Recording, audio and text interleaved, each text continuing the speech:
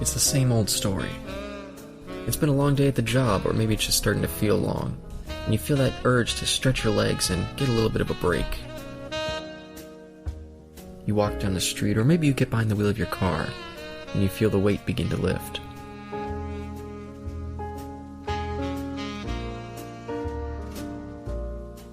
You walk through the doors, and the sound of the place starts to clear the air.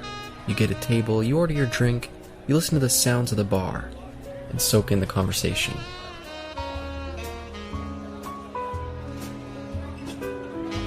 Welcome to the T&E Speakeasy with your hosts, Caleb, Eric, and Sean.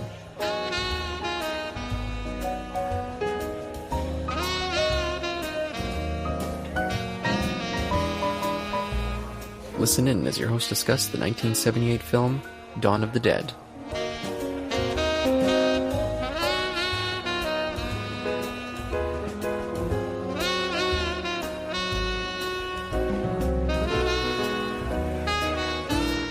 Yeah, so starting with Dawn of the Dead here, the first thing I wanted to ask you guys is which cut you guys watched? All of them. Oh, I mean for this discussion, but... Oh, I didn't watch it for this because I've already, know it by heart. I mean, it would be like us watching Clue to do a thing about Clue or Murder by Death. I just know it by heart practically, so That's fair. I will still watch these things. I mean, even things I've watched 1,000 times before. Well, funny you should ask, because... I believe the first thing I watched was the short standard cut. And it wasn't until today that I realized there was other cuts and longer cuts. And so about an hour ago, I started watching the longest cut I could find. But other than it being longer... I already noticed a lot of other differences besides actual edits.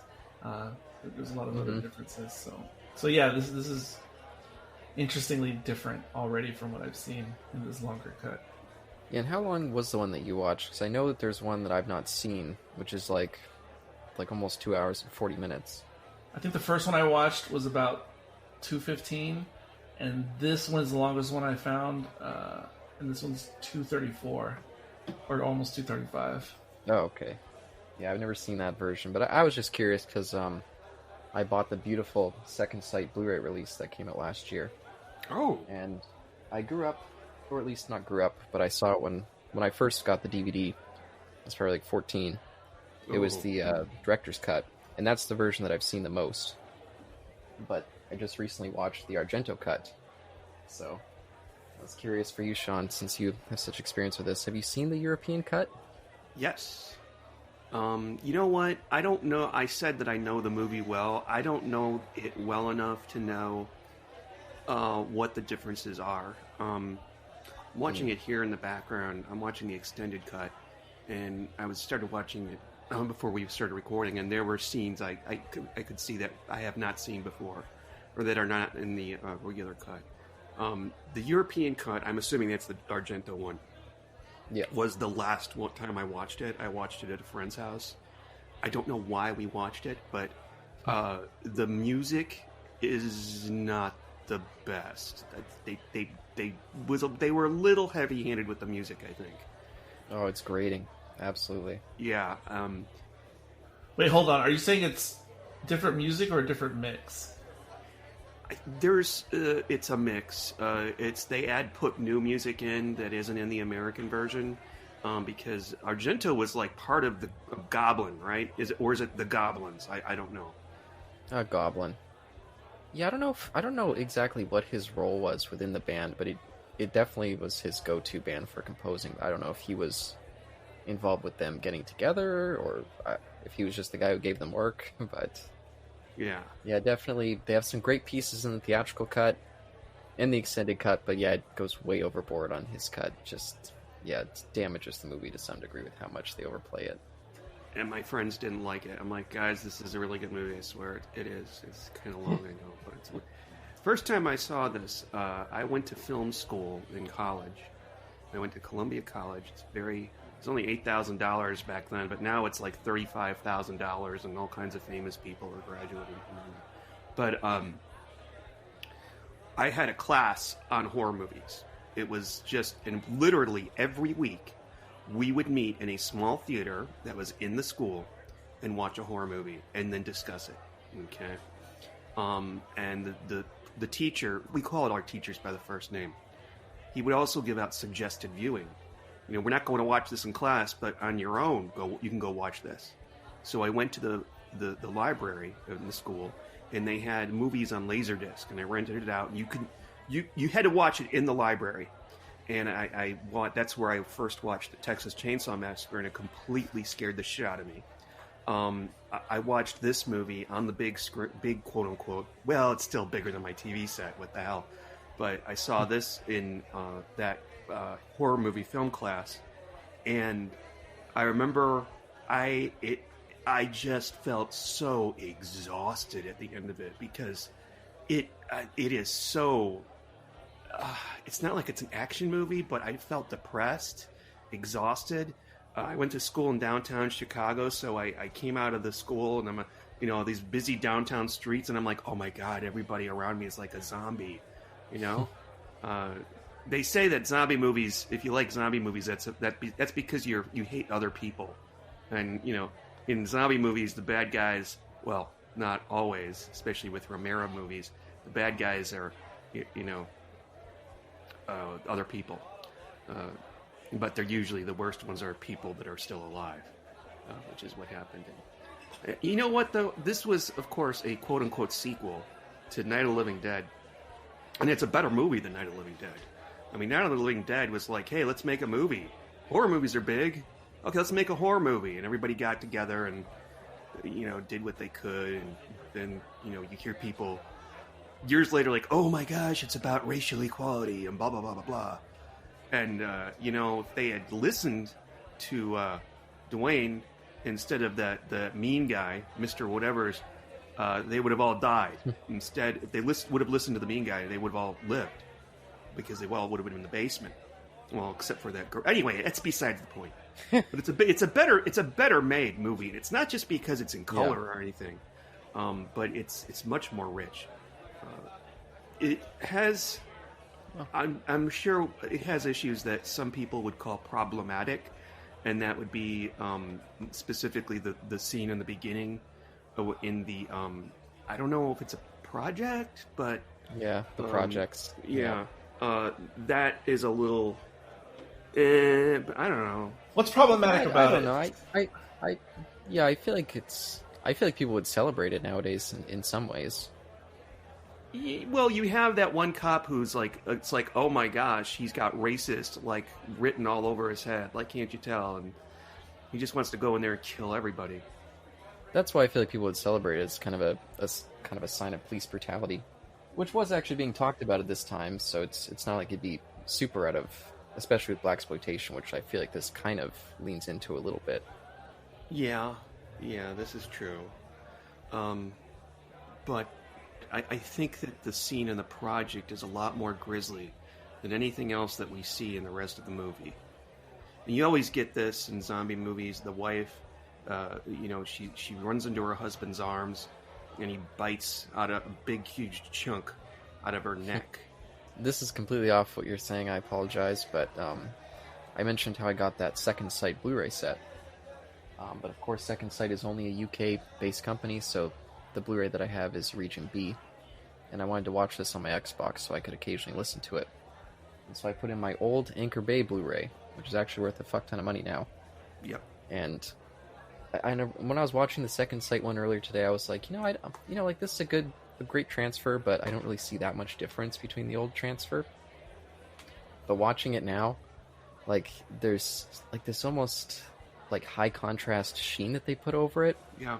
And it crushes all the blacks. Like, everything looks super sharp, but when you get to, like, the fine details, everything's, like, kind of just smudged a little bit. It is funny, those differences that you don't really... So, I'm curious... don't really think about too much. I didn't want to get into the grading, because I feel like everyone falls asleep when I start talking about grading, color grading. But since you brought it up, because that's what I'm curious this longer cut. I wonder if it's if it's a rip, because all the things I'm watching are on YouTube, and I'm wondering if this longer cut is a rip of the second sight one you're speaking of, or if it's Arrow Video, because whatever it is very modernly enhanced in a good way, I guess you would say. But I can tell it's a fresh remaster because the first cut I watched looked standard, for lack of a better term, like standard Blu-ray release.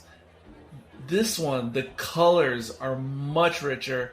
The lighting is much more nuanced in the shopping mall. Like reds and pinks have like a natural hum to them. Like it's very rich, and I almost feel like I'm watching an entirely different movie now that I'm watching this cut. It's dramatically different. Even though the first one I was watching was a perfectly fine and capable cut, it wasn't bad in any way. It was just standard. This is something else. This is very enhanced, what I'm watching now. Yeah. I bought this original Blu-ray probably in like 2010 maybe. And yeah, when Second Sight announced that they were going to do a new Blu-ray, I was like, well, do I really need to get a new Blu-ray? I've got this cut here. But once they announced that it was going to be for the extended and the Argento cut, I was like, okay, I need to get both those on Blu-ray. But I never realized how kind of inferior this original Blu-ray transfer was until watching it just now. But again, for people at home, inferior, it's just standard. Like it's fine. It's not broken or anything. It's just standard. Yeah, it just doesn't feel as natural as watching the new one. Yes.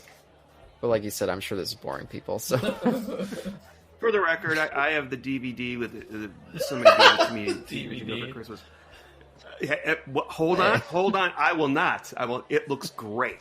It almost looks like a Blu-ray, but it's the collector set that came out with all 4 versions of the movie. In case you had nothing to do for. I'm so jealous that you got that. I wanted that desperately. Yeah, and I held it in my hands once in a Walmart, and I was like, $60? Like, do I really want to pay this? I already have the extended cut on DVD. Yeah. And I regret so much that I didn't buy it at that time. Yeah. Thank you, Grandma and Grandpa. May you rest in peace. But now I have it. And watching it on the big screen, because, I mean, I'm not going to... This is not a humbleness, but, I have a bigger TV now. I'm seeing stuff that I never noticed before. There's an implied zombie baby sequence in the beginning with the projects, and they break into a room or an apartment, and there is a beheaded man whose arm has been chewed up, and there are toys all over the place, and there is another zombie in there. It's a big, like, middle-aged guy that's been like bitten in the face, and they shoot him. But I think it is implied that there is a zombie baby in there, although they never show it. They do in Dawn of the Dead, the remake, though, but that maybe we can talk about that a little later on. Yeah, we'll save that one. Yeah, just because we were just talking about the Blu-ray release, I feel like I should say this. So along with, because I got a very expensive release, this Second Sight DVD, or Blu-ray, fuck, not DVD.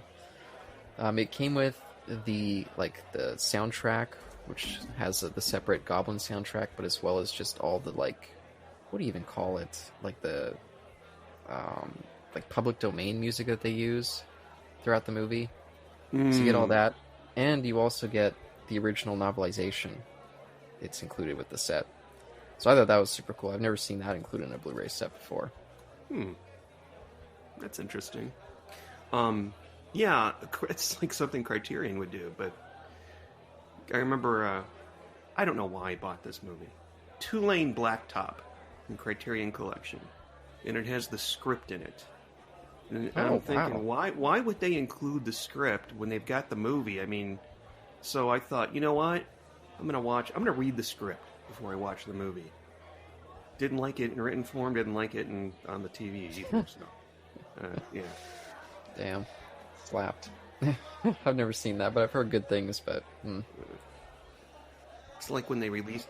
And then there were none as a video game, they included a copy of the book, as if to say, hey, fuckers, get off the computer and read a book. Stop playing video games and read a book. Anyway. Oh, that's funny. Well, but for you, Eric, because me and Sean are both kind of like I think I saw this around when I was like 15, again with my extended cut Blu-ray. But you said that you'd seen this previously. When was that? Well, it was 1998. Fall 1998. It was a good year.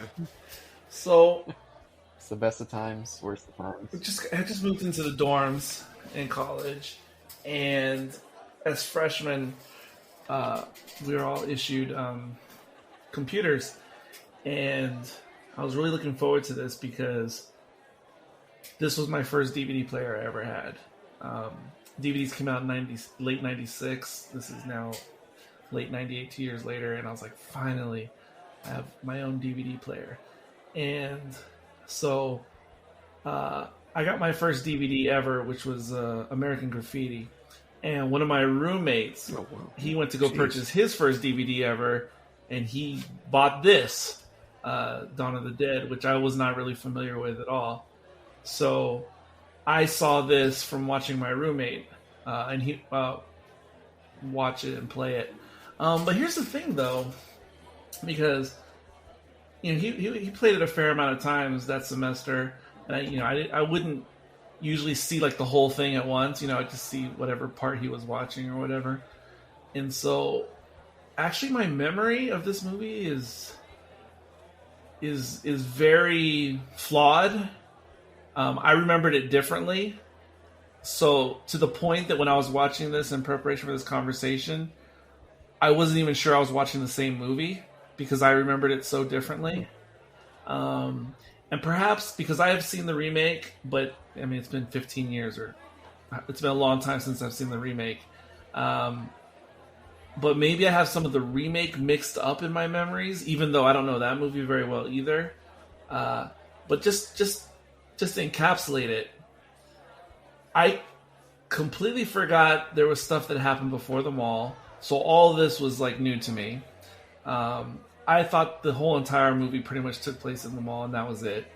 Also, the way I remembered it, there was just more protagonists or more characters together, and the way I remembered it, there was like a more of a mixture of people. But that's completely wrong. There's only 4 people, and they're basically 2 pairs, and that is just not the way I remembered it at all. So it was almost like watching it again for the first time, really.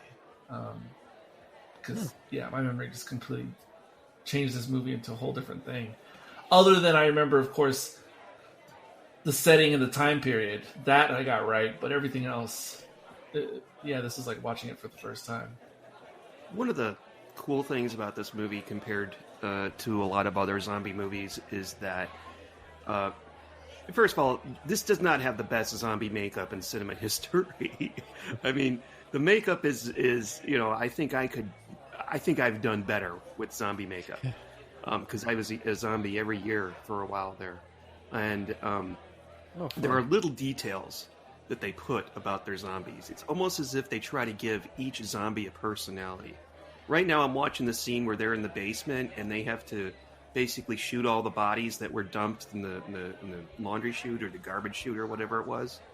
Yeah, me too. There's one that's the woman, she's wrapped up in a sheet, but she's holding a rosary. Like, there's a story there. That lady died. Somebody gave her her rosary, or rosary beads right before she died.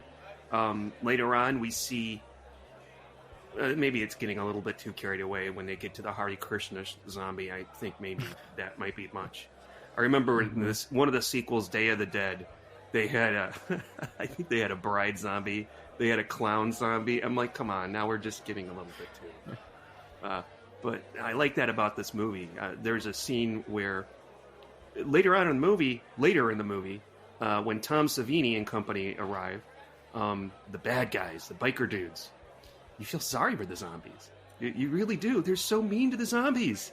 I mean, there's that one, they steal all that zombie's jewelry. That zombie doesn't care. And it's like, oh, leave her alone. You guys are so mean. There's another moment where with the nun zombie where she gets her habit caught in the sliding door, and Galen Ross opens up the sliding door a smidge to let her go because, poor thing. got her habit stuck in the door. You know, I've had it. Galen's probably like, oh, this is like that one time I got my skirt stuck in the car. I don't know.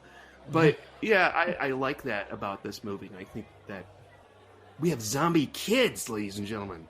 I don't think anybody thought that they were going to go there, that they were going to have children that were zombies. And I'll be honest with you. When you watch The Walking Dead, you see a lot of zombies. You don't see any zombie kids. I think this is the... Oh, no. There was a movie. There's some particular ones, yeah. Including Dwayne in the beginning.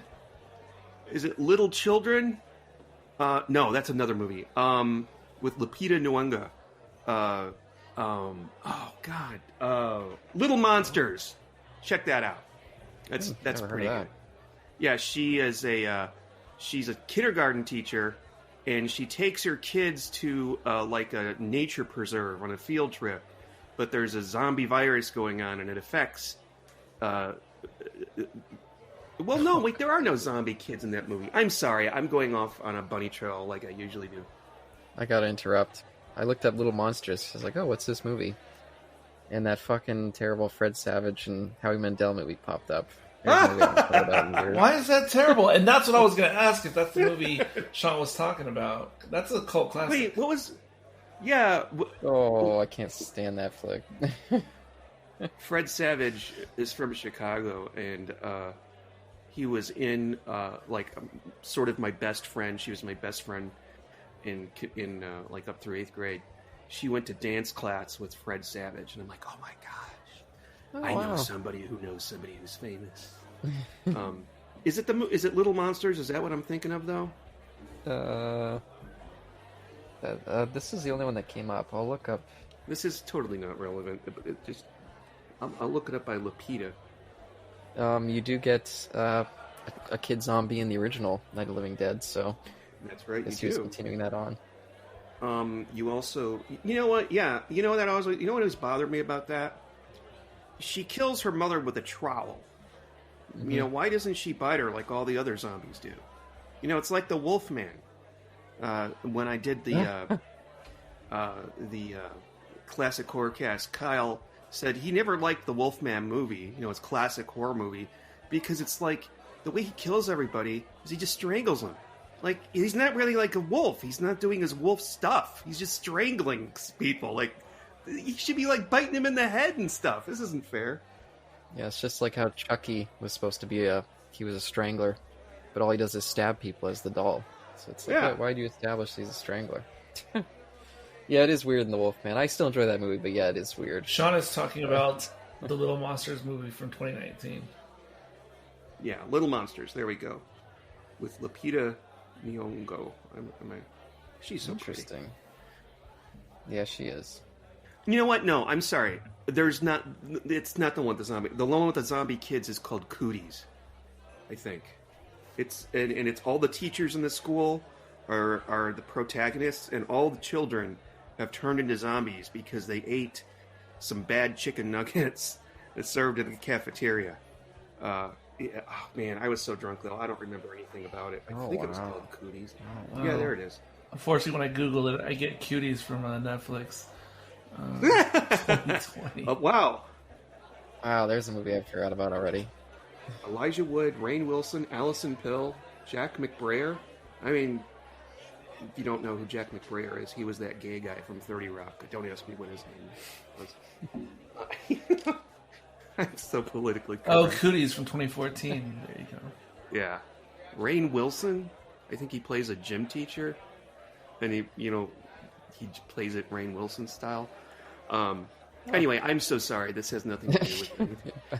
One thing, I mean, I don't know how old you are. Wait, you're really young, Kyle? Like, you're... Kyle. 20 years younger? Caleb, you're like 20 years younger than we are. So I don't know if you've been to the mall a lot, but you got to understand, when I was grade school all the way up for maybe sophomore or junior in high school, that was where you went to just hang out, you know? You would eat there. You'd spend the whole damn day at the mall. You may not buy anything, but you'll spend the whole damn day there. And it really brought me back memory lane, seeing some of these stores in the mall, like, the cheese store. There used to be one by me over at the Harlem and Irving Plaza. But what I love is when they get to the mall, who's the actor's name? I don't remember their character names, so I have to be like Galen Ross. Which one is Ken Foree? Oh, is it Peter? Okay. Is he the white guy or the black guy? Black guy. Okay. He says, well, this was a special place for them at one time. And that's like hilarious. Because if we had this today, where would everybody be going? If they were zombies, would they go to like... They'd be Starbucks. all on Tinder and stuff. Yeah, exactly. I don't know. Yeah, they'd just be at home. Well, I will just say, I think I'm maybe one of the last generations who has still had that kind of mall culture. Oh, and okay. probably exasperated because the two of the places I grew up had two of like the biggest malls in Canada, or at least in the areas that I was in. Like there's West Edmonton Mall, which is a famous, gigantic mall, where they actually did have an ice rink and an amusement park and a pool in it. So some of that brought back memories.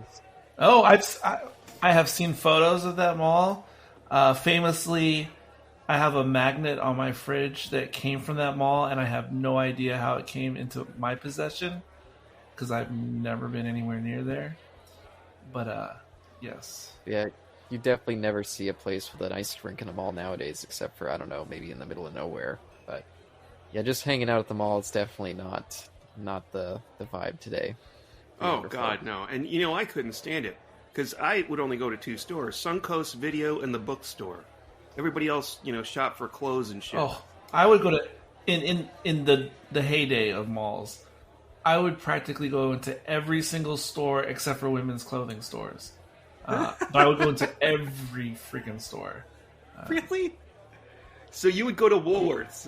Again, because but I'm talking about back in the day. Absolutely, motherfucking.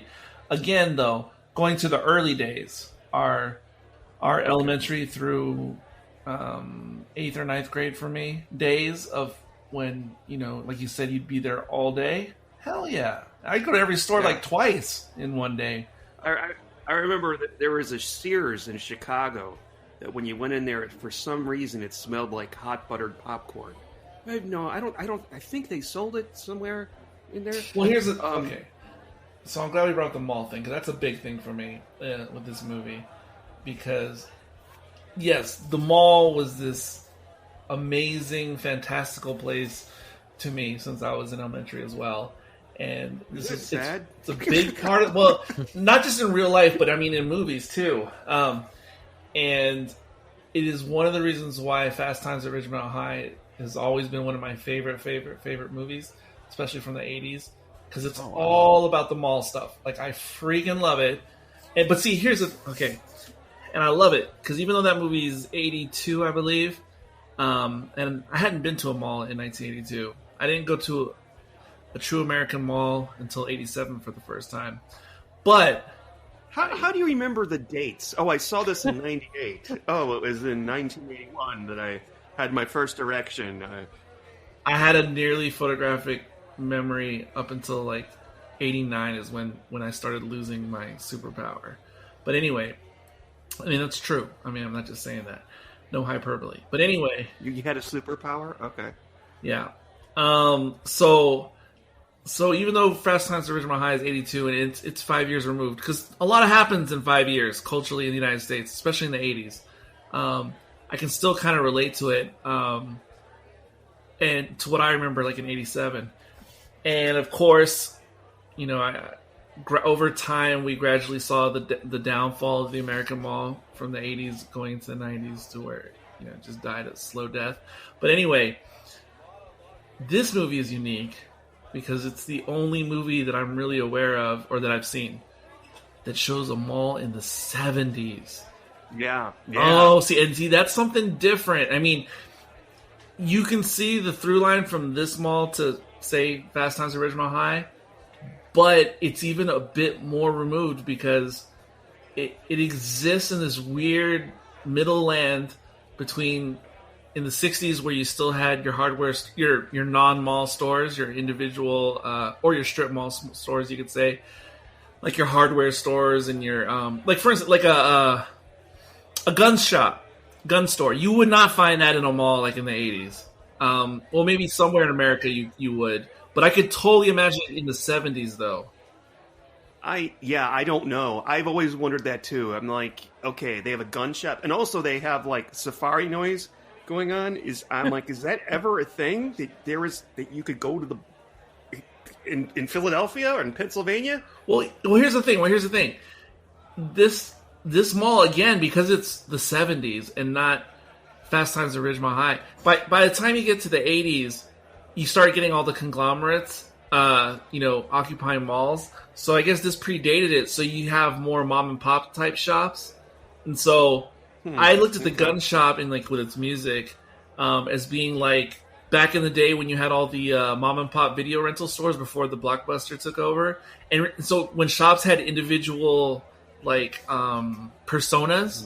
Like character? Yes. And so a lot of the shops in this mall have that uniqueness. So I took it as that. Like this could just be a regional thing or a one-off type store. And then like you even see they don't show the interior, I don't think. But there's even like a bar inside the mall. And I do remember some places like that still existed when I went to the mall in the 80s.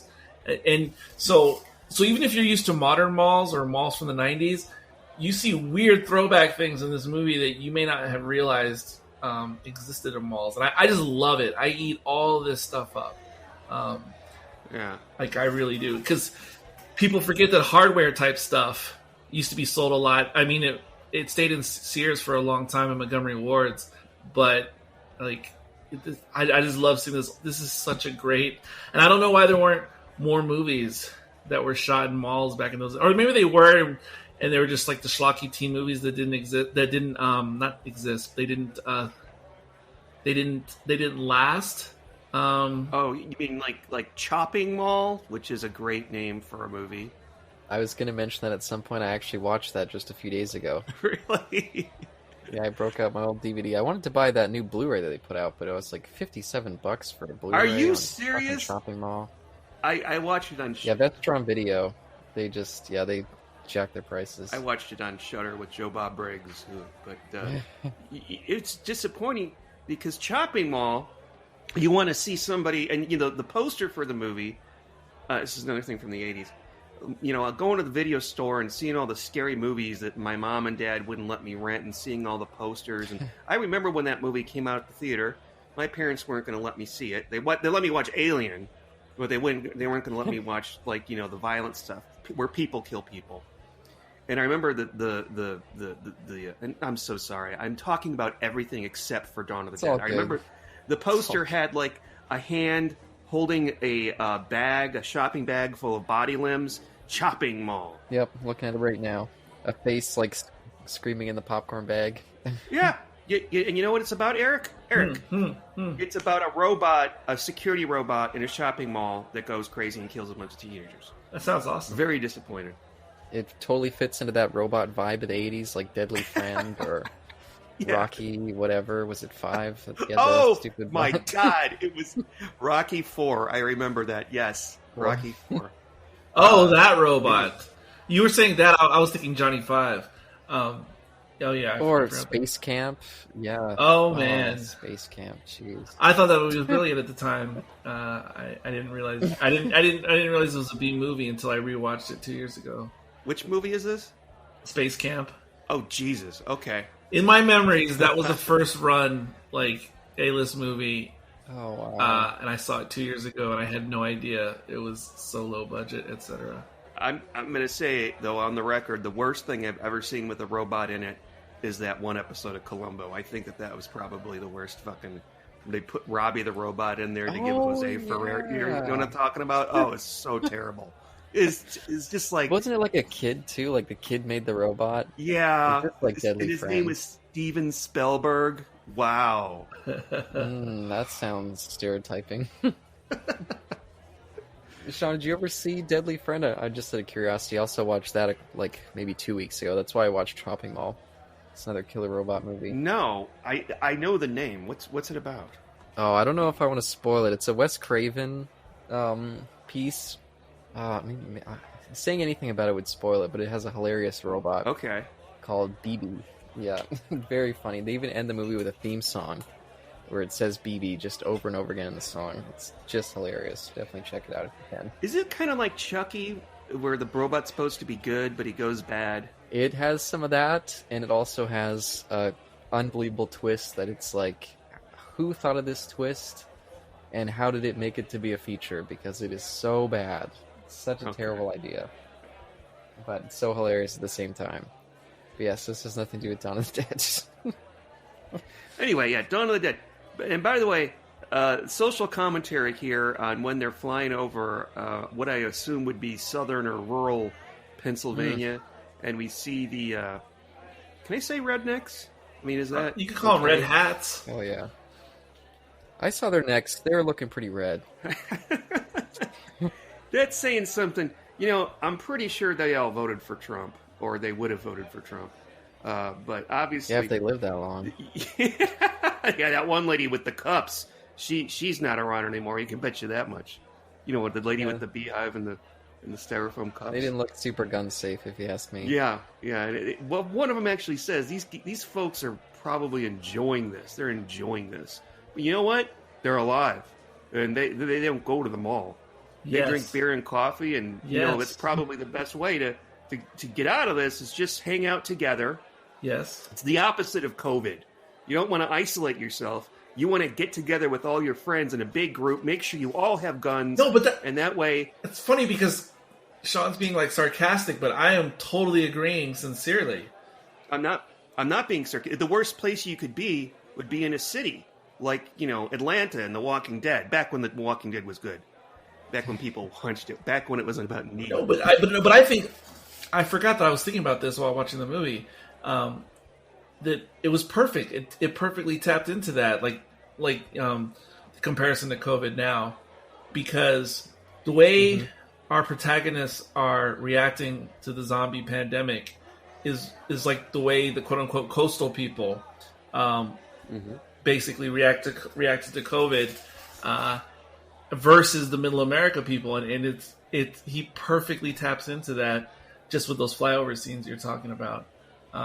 It's so perfect, and it is and what you just said, because people on the coast or in the cities on the coast are about the city life and city jobs and going to places that people in the city hang out at, those types of things, and that type of life. Whereas in the country, you do what you do, and you don't take things too seriously, and you don't get too freaked out by things. Like, it's perfect. It is so perfect. Yeah, then that ends in the end of Night of the Living Dead. Yeah. They're all going around their posses, and then look what happens. Mob justice. Yep. And my partner Tom and I, we have actually had a discussion about where would we go if there was a zombie apocalypse.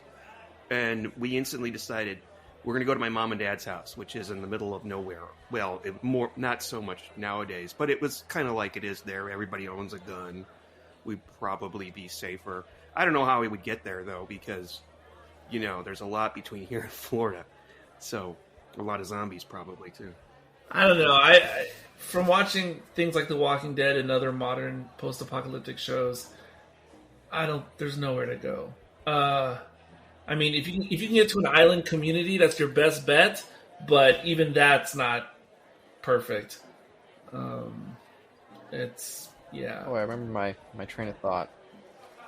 So, when I was watching this movie, I know Romero, I mean, it's pretty obvious right off the bat that his whole kind of take with this movie is like, oh, don't fall into the false promise of consumerist protection. Mm-hmm. And it kept making me think of that whole George W. Bush thing after 9/11, where his whole society, the way to get better, just buy more stuff.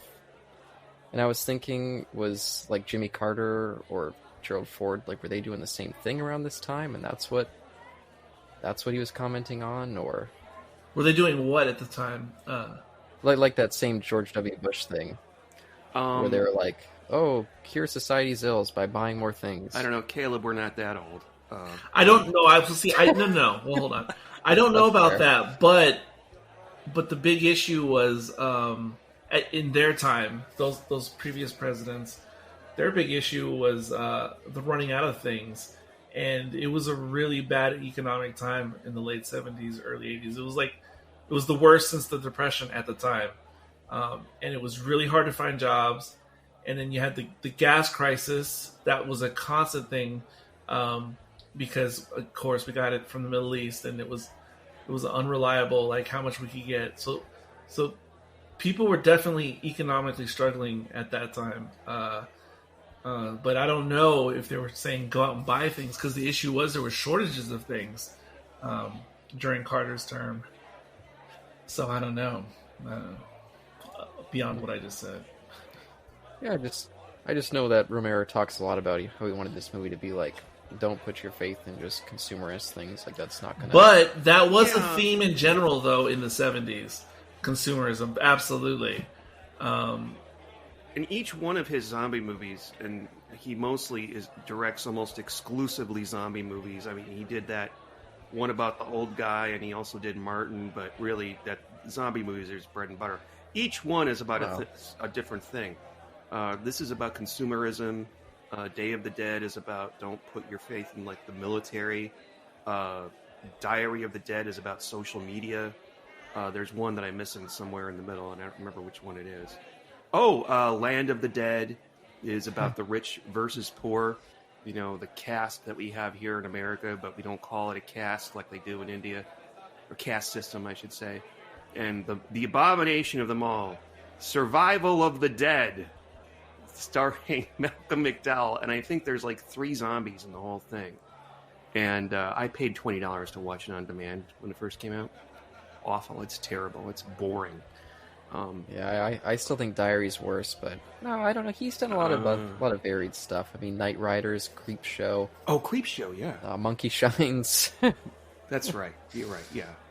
Creep Show is awesome. Bruiser, which is one that I like. You never hear anyone talking about Bruiser, but I think that's a pretty cool flick. Season of the Witch. You heard of that one? It's like 70s, like some housewife who's like unhappy with her life, so she gets into witchcraft. And it has like a weird surrealist bent to it. Pretty strange flick, but one that I quite enjoy. But no, he's had a fairly varied career. I just think maybe the zombie ones are the only ones that people have really seen. Because a lot of the other stuff was pretty small. Back in 2007, when Diary of the Dead came out, I saw it at its premiere in Austin at Fantastic Fest. And George Romero was there. And what was really cool is when I got there, they sort of had this meet and greet beforehand where you could come up and, you know, you could buy it. They had a bar. George Romero's just standing there smoking cigarettes, drinking scotch, and he's got like his entourage with him, which are like 2 or 3 people. Like, I think 2 people the entire time went up and asked him for autographs, and he gave them. And, it wasn't like it was Comic-Con. You had to pay $50 to get your autograph from him. And what I loved about it is before the movie started, he came out and he made a speech, and he said one specific thing that he said was, oh yeah, and I address fast zombies and all that bullshit in this movie, by the way, because fast zombies don't make any sense, because if you're dead, your tendons and your legs would decay. That would, you can't have fast zombies. But I don't know what he did differently in his lifestyle, that he went from looking like Francis Ford Coppola to like a weird cross between Larry David and Woody Allen. But yeah, I've always wondered if he had some sort of disease that he never disclosed. Yeah, he's started to wither away in those last years. It was quite sad to see. Yeah, and worrying. Yeah, he went from looking like he was 40 years old to 75 overnight. Yeah, I haven't seen every picture of him, but yeah. Well, we've kind of talked around the movie in some ways, but what do you guys think about the characters? I mean, we got mainly just 4 that we focus on. Do you guys feel like there's ones that you connect with more than others, or ones that you kind of wish made it to the end? Like, I always kind of a thing for Flyboy. I don't know what it is, but I just felt bad for him. He's always the character that I relate to the most, so it's always kind of sad to see him die. My feeling was, fuck those 2, and those other 2 are just fine. I couldn't get over a couple? No. The two SWAT guys. The only 2 sensible ones were the ones who made it in the end, and the other 2, fuck those guys. Okay. See, this is This is why I have trouble with horror movies in general, because and this movie's a good example. Because overall, I think this movie's fantastic for a lot of different reasons. It's really, really great. But then there's the times I don't like in this movie, and those are the typical horror things I don't like. And I hate how, like, what is wrong with you? Like when you have a plan or you have a goal in sight, and why do I understand in other movies, like there's these dumb characters who are just dumb. Like it's already established they're dumb or they're crazy, and it's already established that they're crazy. But in this movie, the two characters who I couldn't stand, they have sensible moments, or more than moments. Like Flyboy seems mostly put together, aside from his stress that he's going through and everything. But what the fuck? Or the other one I don't like, the other crazy one, Roger. Yeah, I mean he comes across as like super centered and sensible in the very beginning, and I get he got some weird PTSD, I guess, at the beginning of the movie. Oh yeah, but they just go off the fucking rails though. Like I almost wanted to fast forward through the truck scenes, like when they're getting the trucks, and lining them up, and he's just acting like a fucking ass. Like that was painful. I was like, why does this have to do this? Why does he have to get I actually agree. Oh my god, it's painful. And that's what takes me out of other horror movies. I felt really bad for Flyboy. What's his real name? Is it like David or something like that? Steven. They're all bland names. It's like Peter, Roger, Steven, and then Fran, which is, I feel like, the most interesting of the names. But... Fran? Okay. I picture an old lady when I hear Fran. Yeah, you don't hear that one as much. That's why it stands out. But... Oh, she's an old lady now, so it's fair. Which I will actually just point this out, just interrupt you briefly. I think it's kind of funny that in The Stand and in this, we have a pregnant female character named Fran. Both in this kind of apocalyptic. I always wondered if there was some connection, but I've never heard Stephen King comment. But well, the Fran in The Stand got pregnant before the pandemic hit. Okay, this Fran and Stephen, I'm telling you, probably should have used some protection, because this is not the time or place to get pregnant. Well, once they get to the mall, he says that she's 4 months pregnant. Oh, well, really? So, oh, I'm so sorry. Okay, I did not know that. Okay.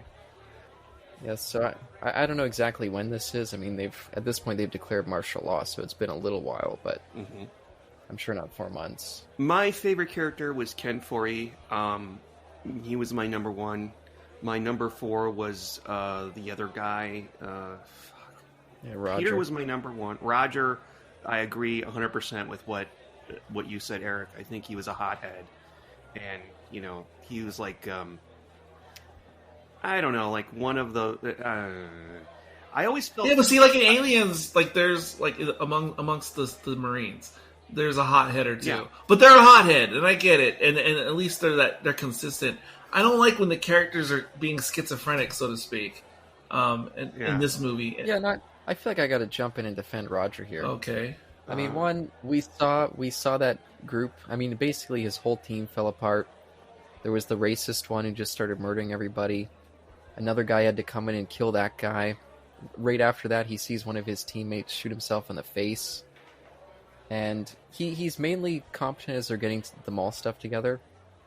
And then there's like one scare scene when he turns around and the zombie's right there. And I feel like after that, like it was almost like he saw his death flash before his eyes, and he just goes crazy. Okay, look, that's fine. But it's only for that one scene. That's fine, like as a character arc, what you're describing. What I'm not cool with is, you better believe, never in a million years, no matter how much PTSD I'm having, will I just leave the door open or forget my bag or like all this out of control shit that started happening during the truck scene. It's just, oh my god. It was pain. It was.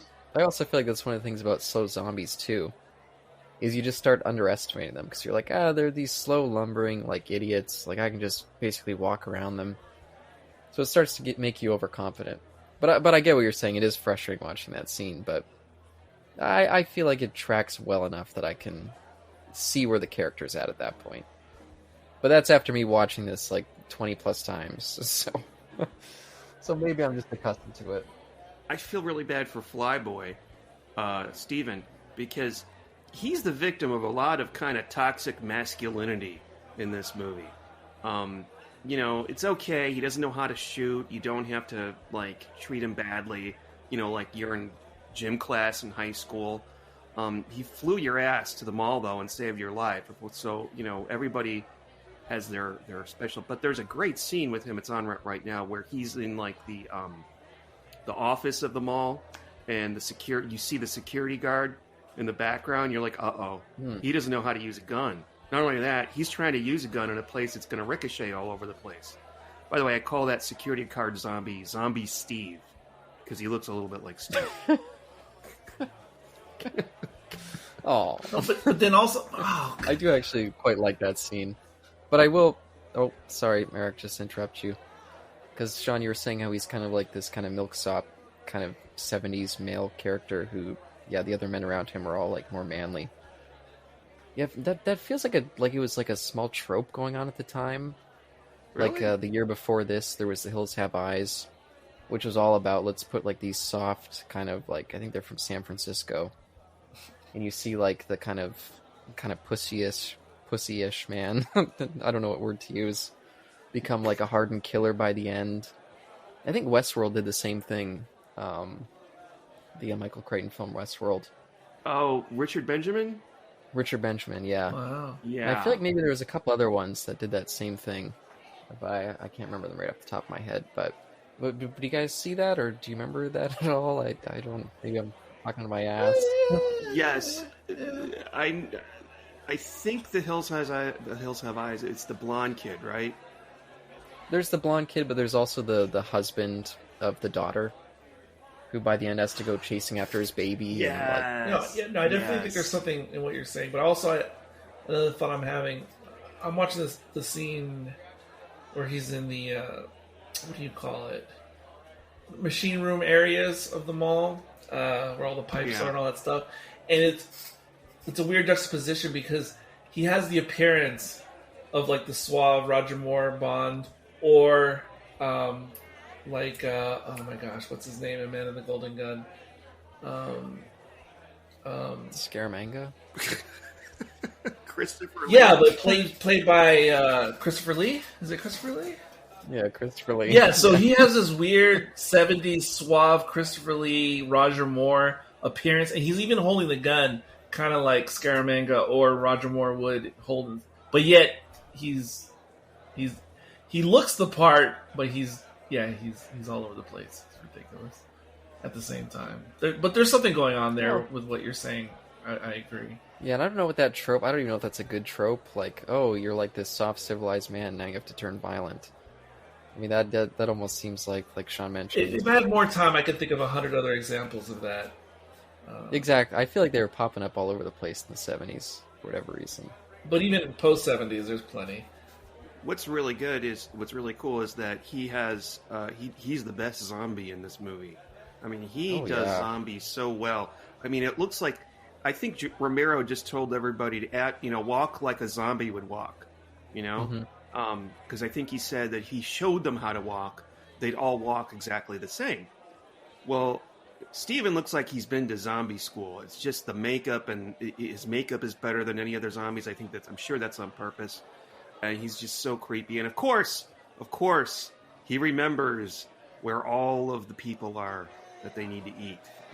Yes, and that's a weird thing in this movie, because, all the zombie franchises have their own different rules they play by. Yeah. And I think that's a weird, interesting twist that I wasn't expecting in this, how they remember things from their human selves. Yeah. It's, that's very interesting, because it's mentioned before, Ken Foree says, this place was special to them at one time, but yet you don't have people, I don't know if I like that. It's subtle in here, but there was a movie, you guys have seen it, Shaun of the Dead, and I forgive this only because it's a really great movie. But the very end scene where he has his best friend as a zombie chained up in the shack and they play video games together. Like, I get it, but that's really stupid. Don't do that. Don't do that. Like, would I keep a crocodile in my swimming pool in the back? And with a movie like that, though, that's so satirical, I'm okay with it. I know. But I think that went a little bit over the top. Yeah, and that was a developing thing at this point in the Romero movies, because there was a little bit of them remembering how to do stuff in Night of the Living Dead. Like, they would use tools at least. Mm-hmm. And like you mentioned before, like using the trowel or whatever that thing was that the kid used to kill her mom. And yeah, in this one we see the guy with the gun. Like, I'm assuming that in his previous life he had some connection to weaponry. It's so funny, because in the beginning they lose the gun, and then you don't see the guy again until the very end of the movie when they're escaping. Yes, I caught that on rewatch. I didn't realize that it was sort of set up earlier. And they do go for humor with the Harley Krishna zombie, which my dad used to make fun of Harley Krishnas. I'm probably mispronouncing it. Harley like a motorcycle, Yeah, but Hari Krishna, which I was going to research that. What was I watching? Where somebody was Mad Men? pretending to. Oh No, it was a show or a movie where a guy was a murderer, and at one point he pretends to be a Harley Krishna so he can follow home whoever he was going to kill. Anyway, I was actually going to say it's a reference back to our Woody Allen, Annie Hall. They mentioned Hare Krishnas in there. well, yeah. Also in Nashville, there's the Hare Krishnas in the airport. Yeah, they were all over the place. yeah, that's the trope. Yeah, Yeah, and there's also like an airplane. yeah, they make fun of it there. John Larroquette. Sorry, we gave it The Office.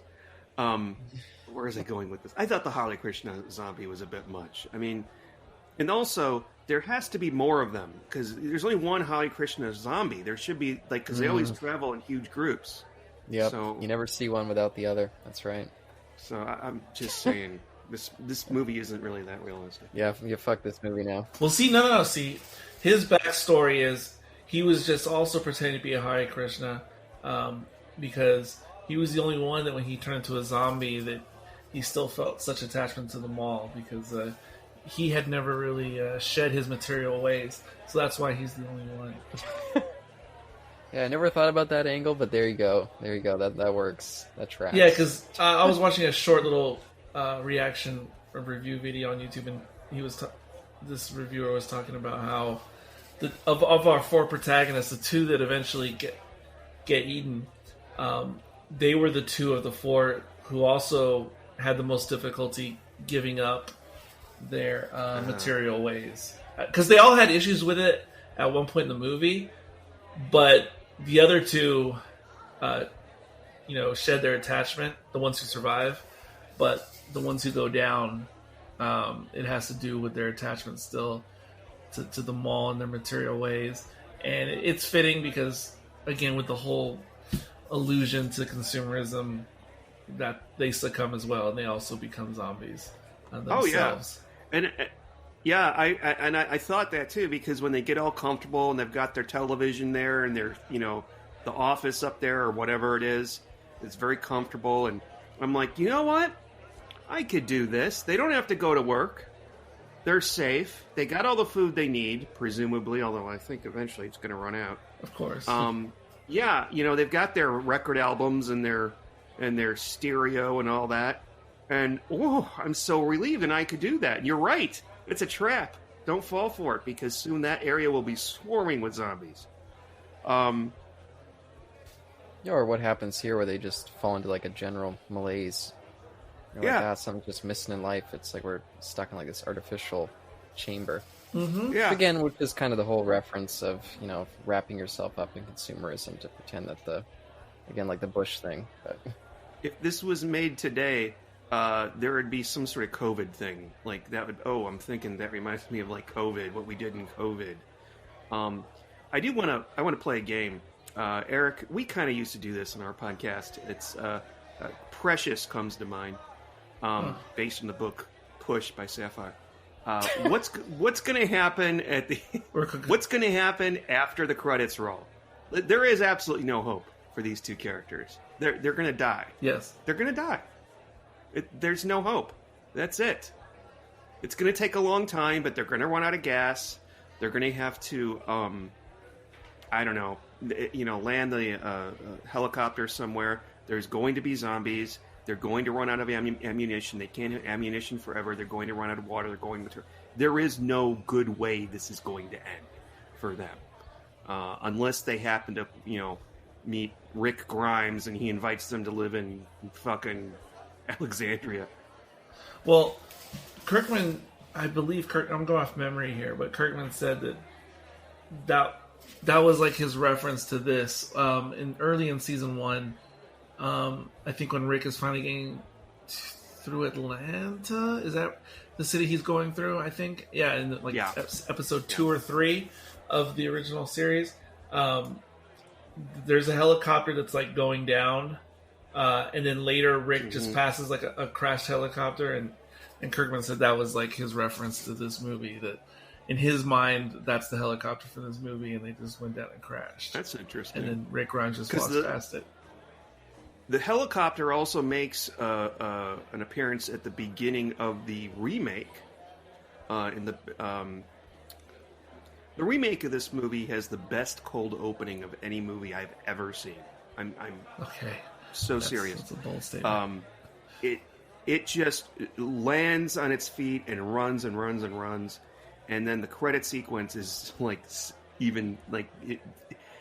I don't know. I think the credit sequence for 7 is creepier, but the credit sequence... Anyway, if you watch close... You don't have to watch closely. There's a scene, a very, very far shot from above, and we see some cars driving, and there's a car that gets hit by a gas truck, and it crashes into a gas station and it explodes. And in the meantime, we have this yellow and black and white helicopter flying over the scene. That was supposed to be them. Well, it wasn't supposed to be them, but it was a homage. And there's lots of homages to this movie in the remake that are really cool. No, but you're right. There's no way you can make it. It actually bothered me that they are wasting so much helicopter fuel during the truck sequence as well. Because I was like, yeah, I get it, he's a spotter, but he's not doing shit spotting. It just seemed like such a waste of gas. I will also say something bad about this movie, and that is the acting is fine, okay, for the most part. No Academy Award nominations here, nothing like that. But there are times, and I'm speaking of, there's the scene where, what's-his-face, Roger gets bitten, and he's like, "We killed him today, didn't we? Didn't we? We whipped him." That was not well written nor well acted. And also the couple, Steven and Fran, they spend a lot of time sitting around and looking glum, I should say. And I'm like, oh my god, they're having marital problems. Well, exactly. I mean, they're not married. That was a reference to Bergman's marriage story, because that's what I thought about them. The couple who had no business. The couple that had no business staying together anymore. I feel like this whole movie's kind of like, oh, let's look at like the cultural malaise of the 70s. And I don't know too much about that, but I just get the sense like... No, you're right. That's what you were hinting to earlier, because that's what the 70s turned into. It was the decade of all the cheap goods coming in from China and all the ticky-tacky stuff you could waste your money on, stuff that was essentially junk. That's what the 70s was all about. It was all you have to do is come into the room that I'm in right now and realize that has not gone away. I have mine too. I understand, but it was worse in the, even though I wasn't sentient in the 70s. Just what I know from pop culture, etc., and history, it was a bad time, because there was all these new flashy, stupid things that you would buy that wouldn't last more than 6 months. There was a movie that was made. I remember it was made not long after this movie, but I was sentient, as Eric would say, enough to see it at the theater. My mom took me to see it, and it was called, and I wonder if you guys have ever seen it, with Lily Tomlin. It was called The Incredible Shrinking Woman. Yeah, oh yeah. That's on Criterion, I think. Or is it? It is? Oh, I'm not sure. I have to look it up. I've never seen it. It might be Arrow Video. Yeah, I've seen it several times. It is a great movie. Charles Grodin plays her husband, and he is a ad executive. And one account that he's specifically working on is Galaxy Glue, which is like a super glue. And I remember the Galaxy Glue. And the film opens in a supermarket, and we have this guy with a microphone that's handing out free samples of something, some food, some snack item. And he has this one lady who tastes it, goes, "What did you think about the taste like that?" And she says, "It tastes like shit." Microphone. And it's like, they tell her, Lily Tomlin starts shrinking, and up until she literally disappears in the end. And they tell her it's a product of all of the products that she has bought. That was kind of a pun. Okay. Like the shampoo, the conditioner, this, that. I mean, all the stuff that's in advertisements. And that's a really good, never thought of it. I lied about the Criterion thing, but that was one of my favorite movies when I was young. Love that movie. Yeah, me too. Yeah, Galaxy Glue. My list. Check it out. Oh, yeah, definitely. Especially if you like Lily Tomlin. And I do like Lily Tomlin a lot. And I remember there's this just absurd scene where she's like the size of a Smurf. She's living in a dollhouse in the house. Love it. And she falls in the garbage disposal somehow. And the maid is dumping all these eggs and stuff in the garbage disposal. So you have Lily Tomlin with these big fake eggs on a set. But the maid can't hear her. It's kind of racist. Can't hear her screaming because she's listening to her Tejano music on her headphones. Yeah, definitely check that out, Kayla. That was, oh man, I'd love to see that again.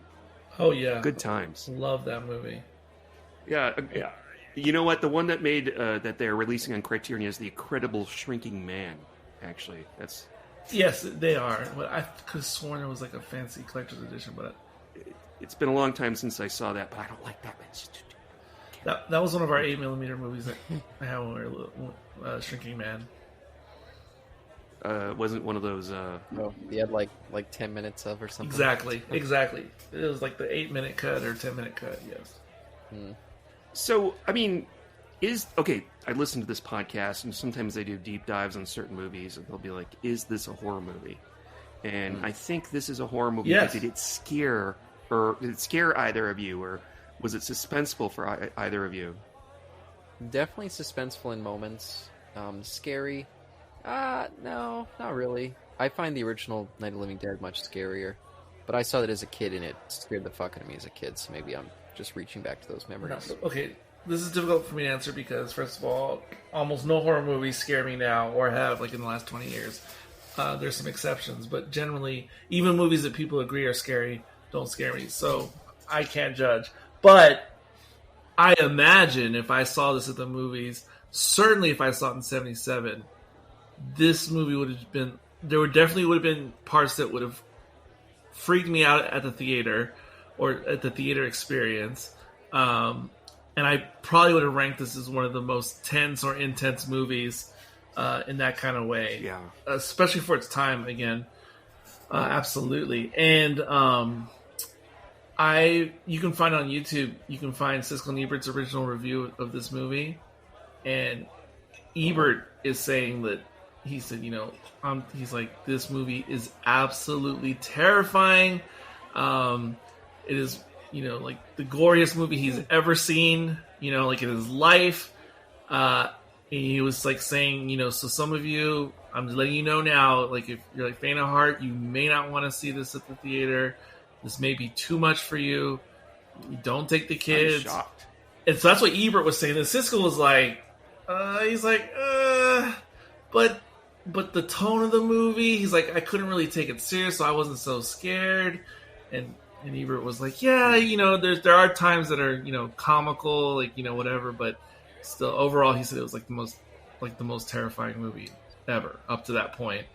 I'm surprised. I mean, not being a zombie aficionado until Walking Dead came around. Well, I don't know that I'm a zombie aficionado even still, but I'm just surprised that there wasn't more zombie stuff, or this didn't inspire more zombie stuff in the 80s.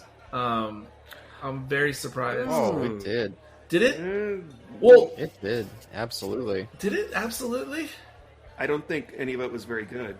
No, not a lot of it was good, but I feel like a lot of the appeal of this movie hit more in Europe. Same with the original one. And so if you want to see a lot of its influence, you got to look in Europe and all over the place, especially in Italy. They're making cheap zombie flicks just across the board. And there was even a bunch of unofficial sequels to this. Oh, God. Like in Italy, this was called Zombie. And I think they made 5 zombie sequels unofficially. Okay, see, now, I have no doubt what you're saying is true, but it's still not what I'm saying.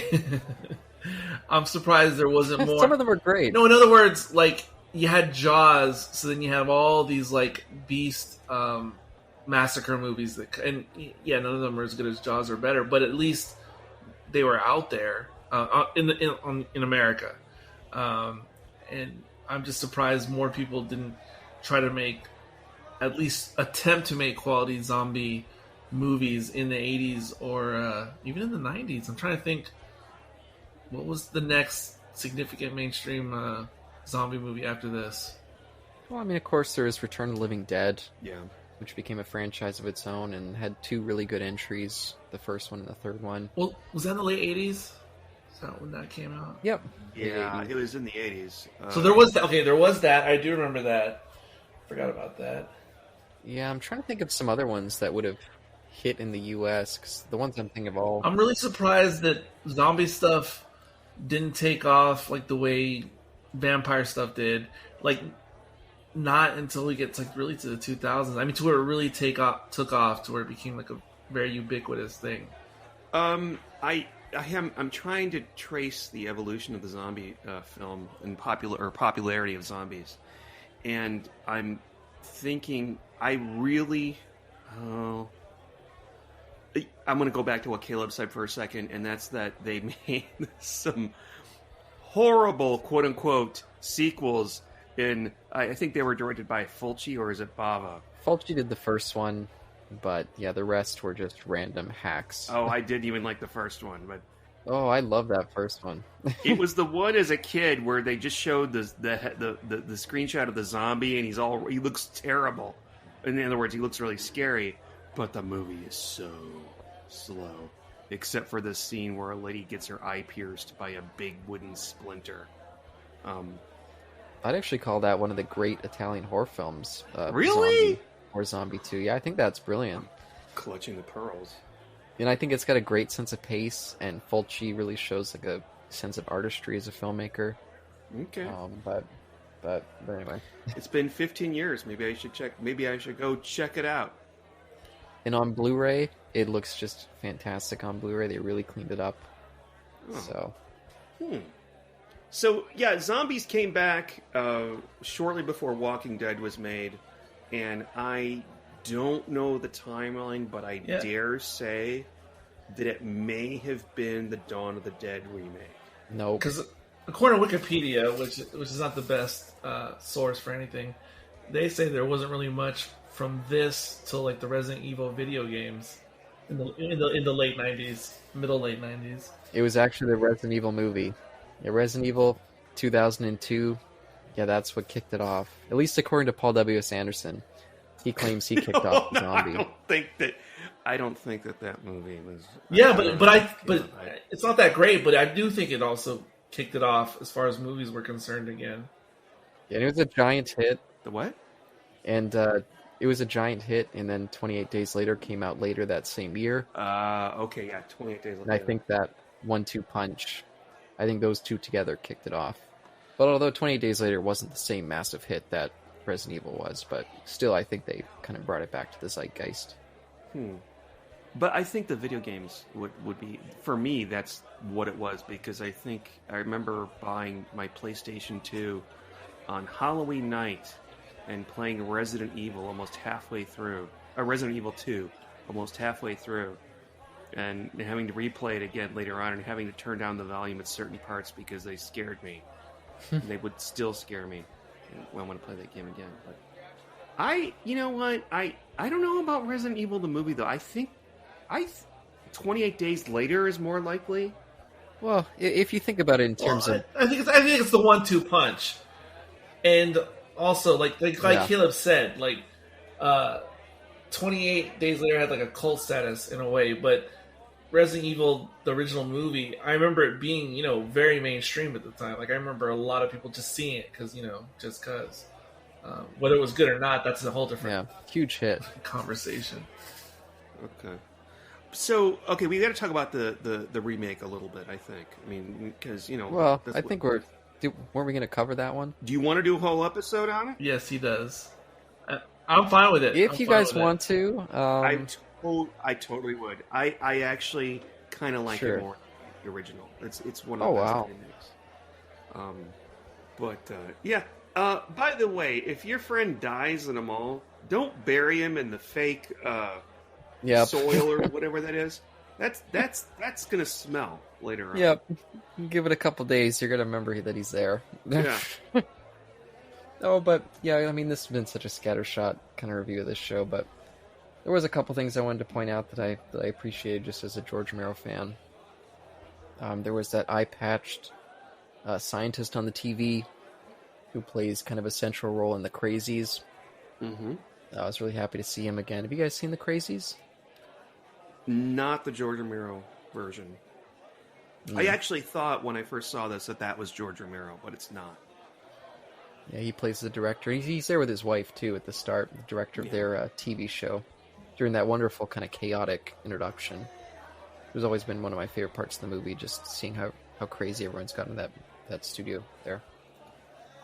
Always kind of felt like a touch of Mad Max. If you guys have seen those movies, especially the first one, there's this kind of just everyone's going crazy vibe to it. And I really appreciate that Romero kind of caught that as well. I have to admit that I'm not a fan of the first Mad Max. Yeah, I think a lot of people aren't. I quite like it, but I get why people don't. But I think Toe Cutter's great as a villain. Oh, yeah. I like seeing Mad Max before he goes mad. I think it's like a fun, almost prequel to the franchise. I think it actually works better thinking of it that way than just thinking of it as its own movie. But wait, I'm so sorry. I have to mention something I just saw. It's I'm hammered too. They're in the clothing store, and they are trying on clothing.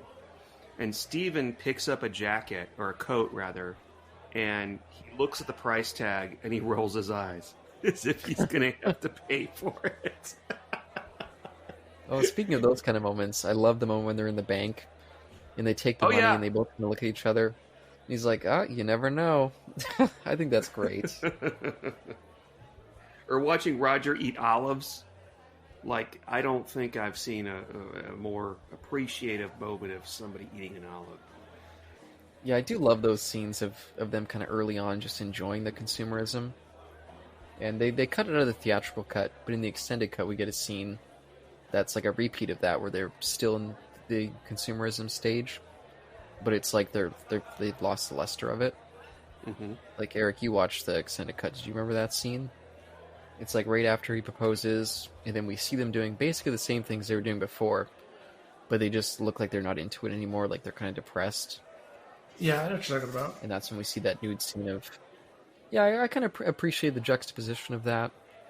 Like, I get why they cut it out of the theatrical cut, but I feel like that's one of those things that I would have appreciated still in the original cut.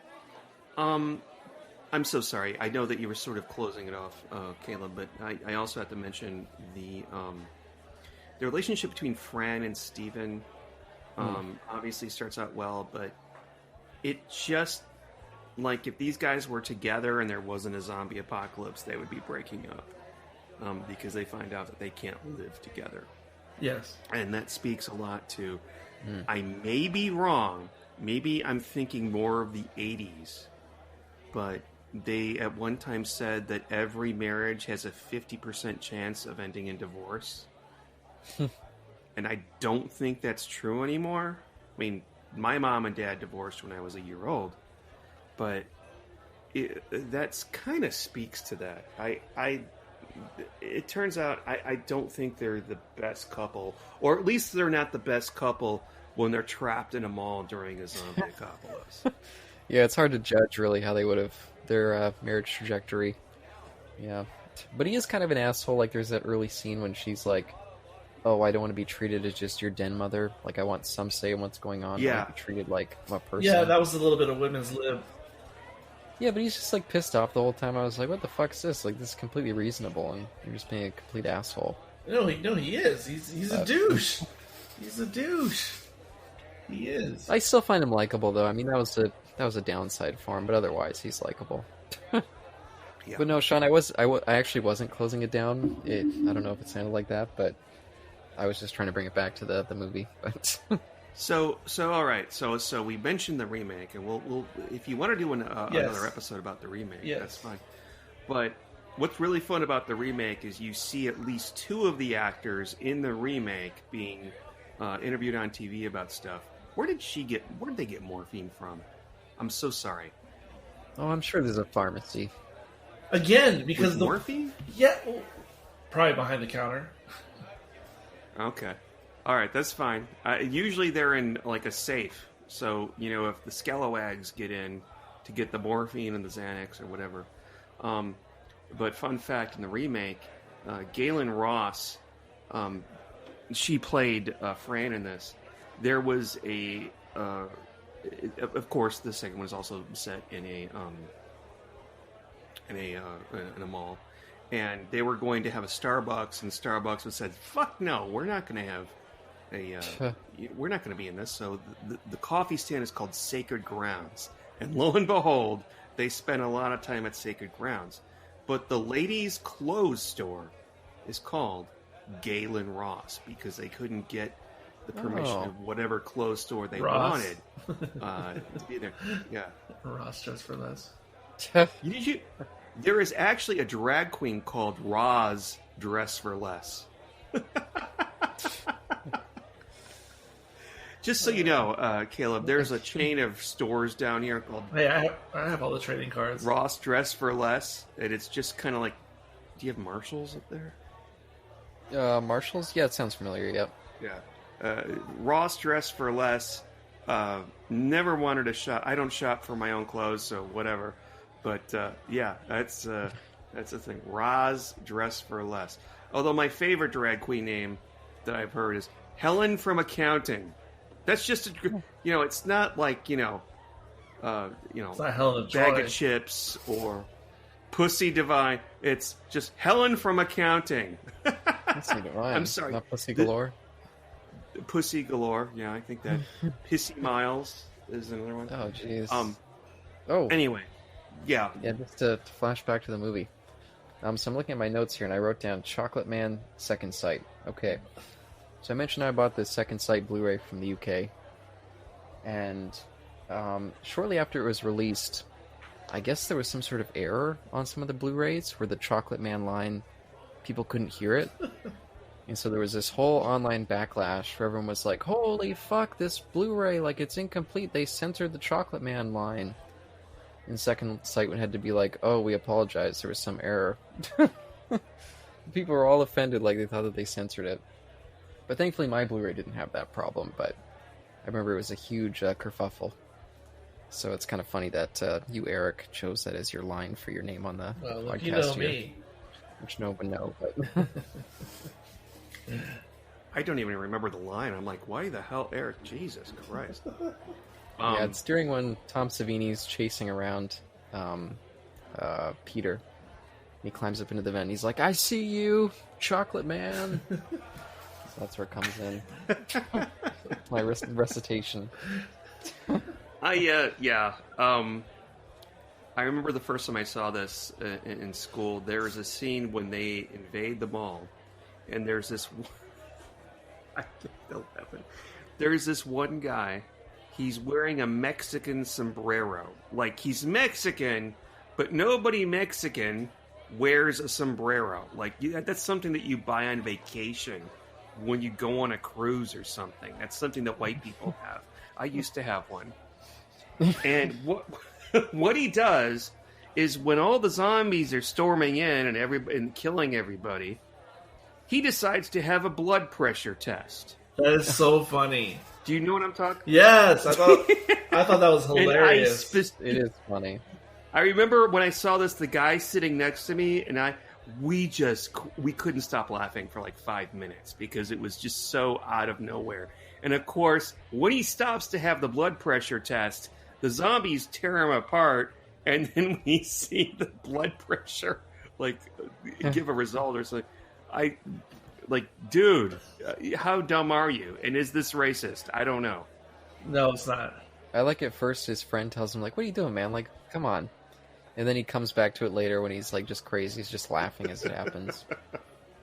Yeah, is it supposed to be like a fright response? Like, because they all just start to laugh and go crazy as they're dying. I don't know. Yeah, maybe that's true.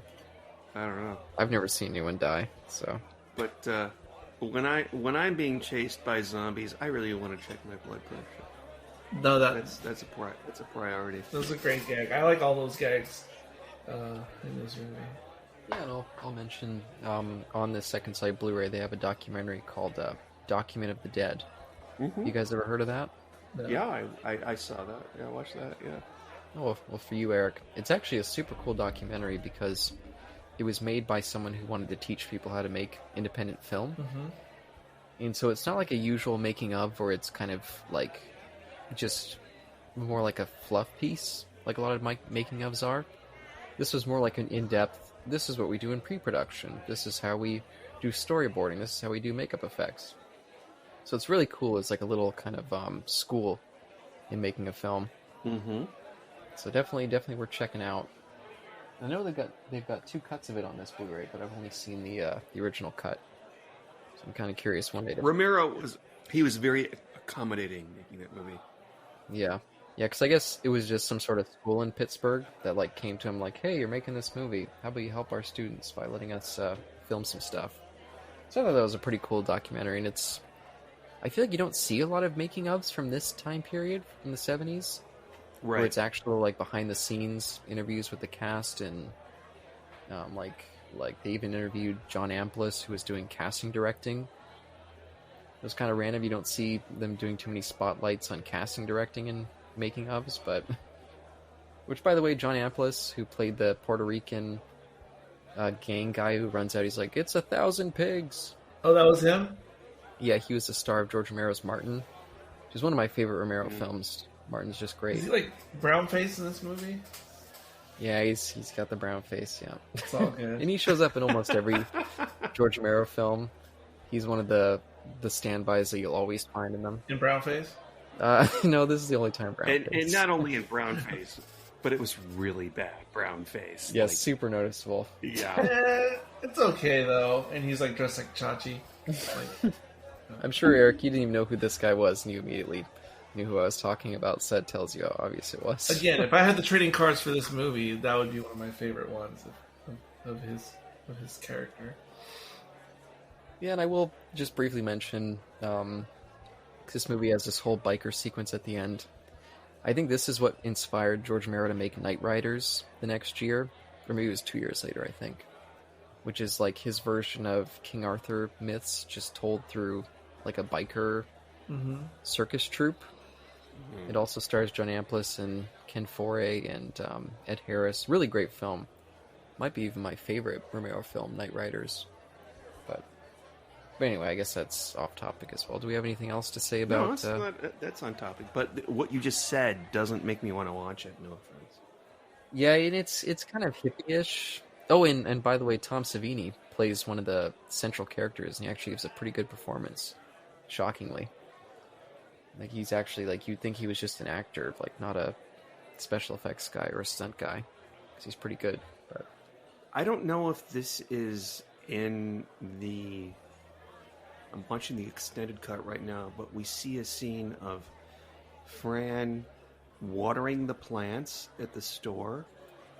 Oh yeah, Steven...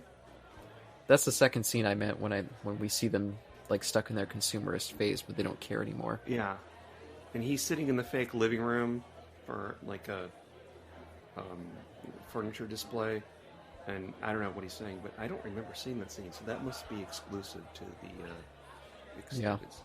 Okay. Yeah, and I quite like that bit because like the music is more like showing you that they're kind of stuck in this kind of somber phase when they're not really enjoying it anymore, because it's so fun during the first scene when we see it. like Roger playing the video game and them all shopping. It's like, oh, like look how exciting this would be to live in a mall. Yeah, by this point in the movie, they're just kind of like, oh, great, we're living in a small, like, fuck, what's our lives turned into? Okay, I want to talk about for just a moment, not the Goblin score, but the what would you call it? The mall music. The mall music. Yeah, like public domain, like catalog music or something. Yeah, it's hilariously bad. And I've never been in a mall in 1978, so maybe that's how they did. But I do remember, even as a kid, that mall music was bad. But fun fact, for those of you who watch Robot Chicken, the theme of Robot Chicken is actually the theme, or not the theme, but one of the music they play, one of the pieces of music they play on the intercom. They play that during the... Yeah, you're right. God damn, I didn't even think about that, but... You never now realized that? that? It clicks into place. I was never a Robot Chicken fan, so... I never was either. I've seen scenes in, like, hotels that I stay at. That sounds really seedy, but, here... Yeah, what were you doing at those hotels? Is this a motel? No-tell motel? Sean has a thing for those love motels. Yeah. Well, I had an hour to go. Exactly. Yeah. Places where you pay by the hour. Exactly. I only stay at nice places like the Executive Inn, gentlemen. But yeah, they speaking of tunes with no trademark. Yeah, that's Robot Chicken still that. So they didn't steal it; they used it because you can't steal it. But yeah, that's kind of a fun detail. Oh, but do we have much more? I feel like this review's been so like all over the place, but but do you guys have anything else you want to make sure to mention? I have nothing. No, I'm good. Oh, I've got something actually. Quickly, in the extended cut, we see a brief scene. You know, we see that one cop who's like, "Oh, do you guys got any cigarettes?" And they're all like, "No, we don't have any cigarettes." In the extended cut, we actually see that was part of like a police group who was also going AWOL, and the leader of those police people is played by Joe Pilato. Now, Sean, do you know who Joe Pilato is? No. He played Captain Rhodes in Day of the Dead. Oh, okay, all right. Is he the one that gets torn apart horribly at the end? Yeah, he's constantly cussing and takes control. He's like, "I'm in charge of this monkey farm now, Frankenstein. And I want to know what the fuck is going on."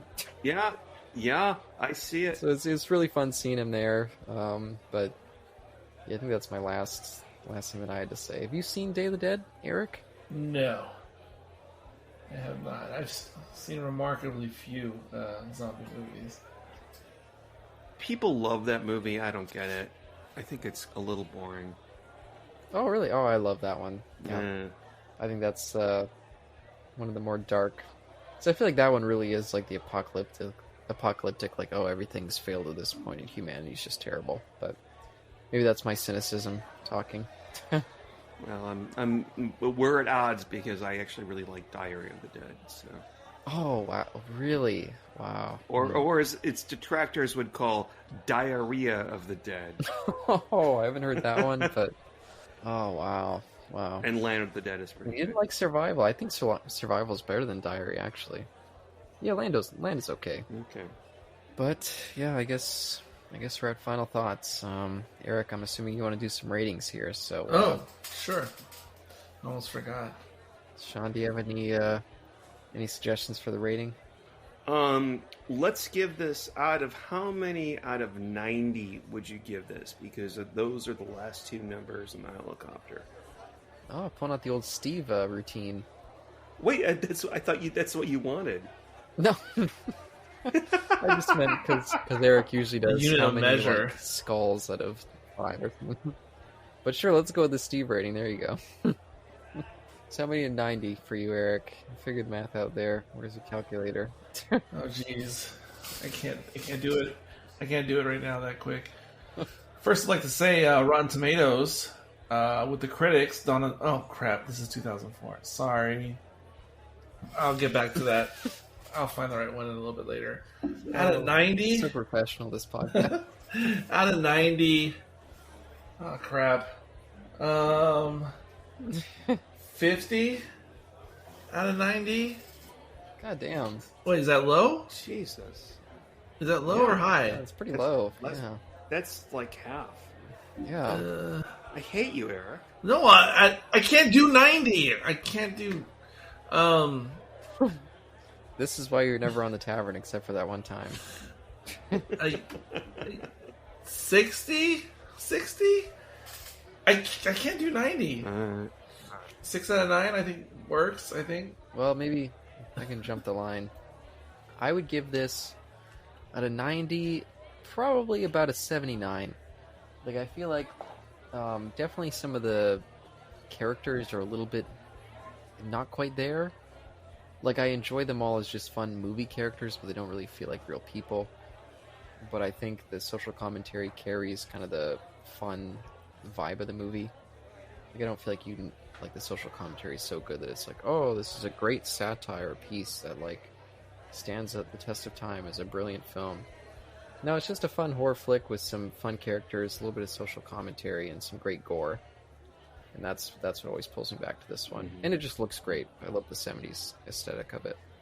So 79, that's my rating. Thank you. I did the math. Now I know the exact. I give it 54 out of 90.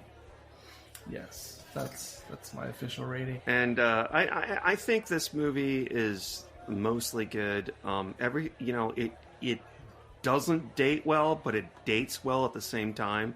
And I'm surprised by when I watch it over and over again that I look at the zombies and I'm like, that's stupid zombie makeup. It is really bad makeup, but it doesn't mean that the movie isn't suspenseful or slightly scary or slightly eerie or something like that. And it has worked for me for the most part. It is probably my favorite amongst Romero's Dead, not trilogy, Anthology or whatever. Collection. Anthology, yeah. Might as well say trilogy. The other ones don't count in the same way. Oh, you can't. That's not true. But I'm gonna give this an 84 out of 90. I really love this movie. I've watched it multiple times with friends. I've shown it to people. The acting is a little bit off par at times, but I love the idea that they get seduced into thinking they're safe, and then the motorcycle gang shows up, and everything goes to shit. And, in every single Romero movie, that happens. Well, it's not a motorcycle gang. It's, something else. But, yeah, I love this movie. This is one of my all-time favorite horror movies. It might be in my top... I don't know. I have to sit down and write this down, but maybe top 15. So, yeah. Props for me. So... Props for Romero for another great film. Yeah, no, he did. This was. I really do feel that this is a better movie than Night of the Living Dead. And I understand that Night of the Living Dead has that sort of gritty documentary feeling that I love so much in Texas Chainsaw Massacre. But it just. Maybe it's because my mother didn't let me watch it until I was 20. But. This doesn't seem like a sequel. I know it's a sequel. It's just another zombie movie made by the same filmmaker. But it still feels... It makes me feel icky. It makes me feel, terrible as a human being. Because no matter what happens, and we've learned this in the last year and a half, when bad things happen and we should work together, we won't. Mm-hmm. No. We won't. Yeah, I've always said that no way. Night of the Living Dead taught me what people really were. Yeah. Like, I saw that so young, and I feel like since then, my point of view of people in general comes from that movie. Like, no matter what, they'll always find reasons to disagree, and they'll always find reasons to shoot each other in the foot. Yeah. And, when I said earlier that really if you are scared of zombie movies, you're scared of zombies being other people. It's the other real people that aren't zombies that are always the threat. And that's what always not ruins, but that's what always makes everything go tits up at near the end of every Romero movie. The thing is that, you know, we could be watching this and they get comfortable in their commercialism. They've got this nice apartment upstairs. They're doing great. I don't know. And then these punks show up and it literally just ruins it. That's it. You know, it's like real life. Like, you know, you're doing good. You're making, I don't know, $250,000 a year. And then something like this happens. You always gotta keep moving. Yeah. It's also Flyboy's own. I mean, he's really the real one that sabotages everything. If only he would have just stayed up in the rafters like Peter wanted. Well, yeah, that's what made me mad earlier. It was his, like, this is mine. I have to protect what's mine. Yeah. It's not only that, though. His own, like, selfish. It's not only like that. It's like a lot of things in history. It's Rome getting complacent and the Visigoths coming and taking over. It's the French Revolution and the aristocrats being in their own world. And then the masses coming and hitting them with a guillotine. It's just saying what Sean was saying earlier, or implying that y'all have been implying. You got to keep moving. Like, the human spirit has to keep moving. You cannot be complacent, or you turn into the Eloi in the time machine. And every now and then, the Morlocks or whatever they're called come up from underground and take one or two of you. No, but that's what all those things are about.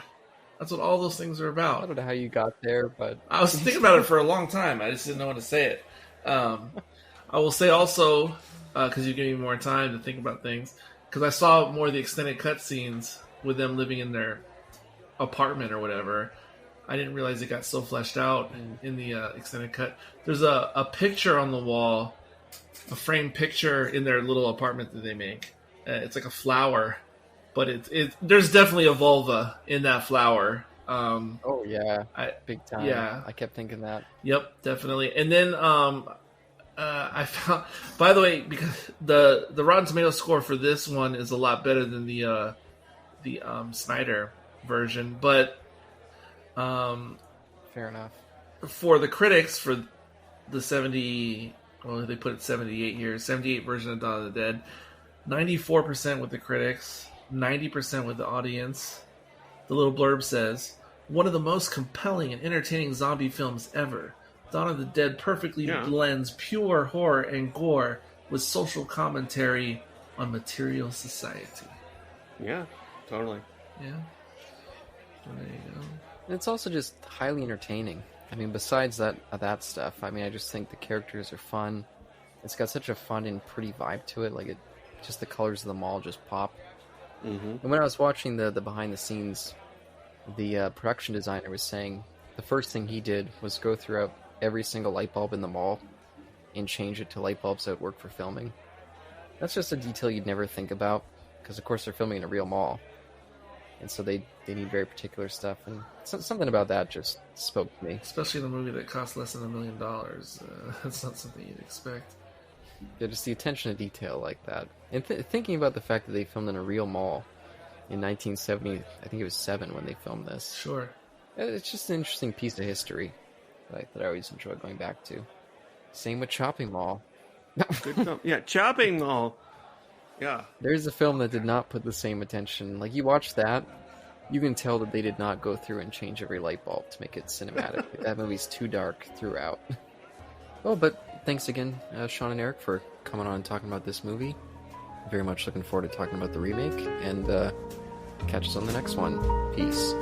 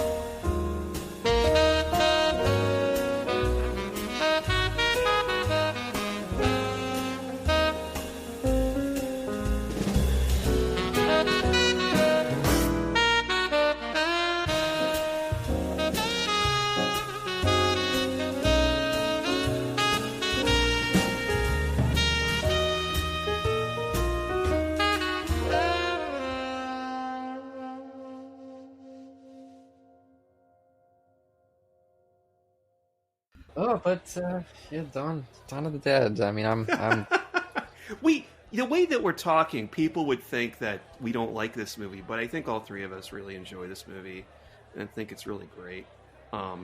This is, by the way, Eric, one of the 1001 movies you must see before you die. Oh, wow. That's interesting. Yeah, it is, along with Night of the Living Dead. Yeah, and I'll just say to excuse myself, because I usually try to direct these podcasts to some extent, but I started drinking beforehand, so I was a little drunk coming in, and yeah, so I blame myself. But yeah, I could totally tell you were hammered. God damn